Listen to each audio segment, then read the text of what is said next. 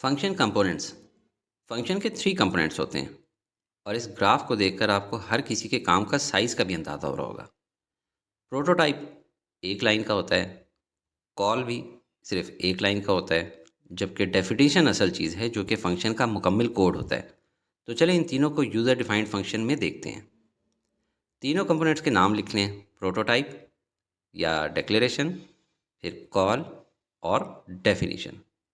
अब देखें, ये आपका नॉर्मल मेन फंक्शन है और इसमें हम एक यूज़र के बनाए हुए फंक्शन जिसका नाम है सम, उसे कॉल कर रहे हैं।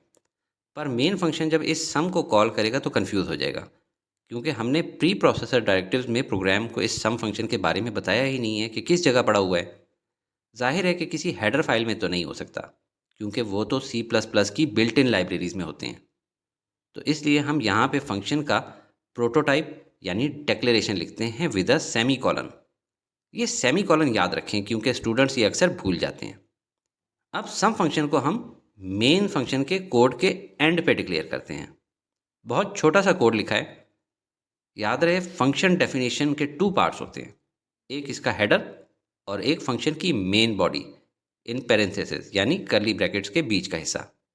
अब ज़रा गौर से देखें, प्रोटोटाइप और डेफिनेशन दोनों बिल्कुल एक ही जैसे लिखे हैं, सिर्फ सेमी कॉलन का फ़र्क है, क्योंकि नीचे पूरा फंक्शन है और जब भी पूरा फंक्शन लिखा जाएगा तो सेमी कॉलन नहीं होगा। जिस तरह मेन फंक्शन के सामने भी देखें, कोई सेमी कॉलन नहीं है। अब फ़र्ज़ करें कि अगर ऊपर प्री प्रोसेसर डायरेक्टिव्स के एरिया में प्रोटोटाइप यानी डिक्लेरेशन ना लिखी हो, तो क्या ये कोड काम करेगा? बिल्कुल नहीं, क्योंकि जब कंपाइलर ऊपर से नीचे कोड देखेगा और उसे सम फंक्शन लिखा नजर आएगा तो उसको नहीं समझ आएगा। इसलिए शुरू में प्रोटोटाइप यानी डिक्लेरेशन लिखना लाजमी है। पर एक सूरत में प्रोटोटाइप या डिक्लेरेशन के बगैर भी काम चल सकता है। वो तब कि अगर मेन फंक्शन को बाद में लिखें और यूज़र फंक्शन को पहले डिफाइन करें। तो चलें पहले यूज़र डिफाइंड फंक्शन लिख लेते हैं और बाद में मेन फंक्शन। अब देखें, हमने प्रोटोटाइप या डिक्लेरेशन नहीं लिखी, बल्कि मेन फंक्शन से पहले ही अपना बनाया हुआ सम फंक्शन डिफाइन कर दिया है। अब जब कंपाइलर ऊपर से नीचे जाएगा तो हमारे डिफाइन किए हुए सम फंक्शन को देखकर आगे गया है, और जहां सम फंक्शन को कॉल करने पे पहुंचता है तो वो फ़ौरन ही हमारे बनाए हुए यानी डिफाइन किए हुए सम फंक्शन की तरफ जाता है। फंक्शन को कॉल करते हुए जो आर्ग्यूमेंट्स मिले हैं वो हैं वैल्यूज़ 10 और 20, जो कि ए और बी में पड़े हुए थे। तो वो हमारे फंक्शन में एज इनपुट आती हैं।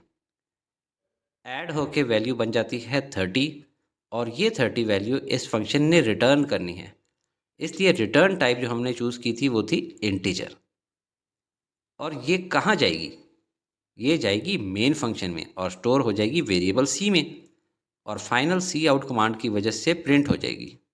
आखिरी बात, मेन फंक्शन को कॉलिंग फंक्शन कहते हैं और यूज़र डिफाइंड फंक्शन को कॉल्ड फंक्शन कहते हैं। वैसे देखें, मेन फंक्शन की स्पेलिंग भी मैन से मिलती जुलती है और कॉल्स करना वगैरह हमेशा मैन के हिस्से में ही आता है। लिहाजा इसको आप एज अ रेफरेंस याद रख सकते हैं कि main function is calling function end user defined function is called function.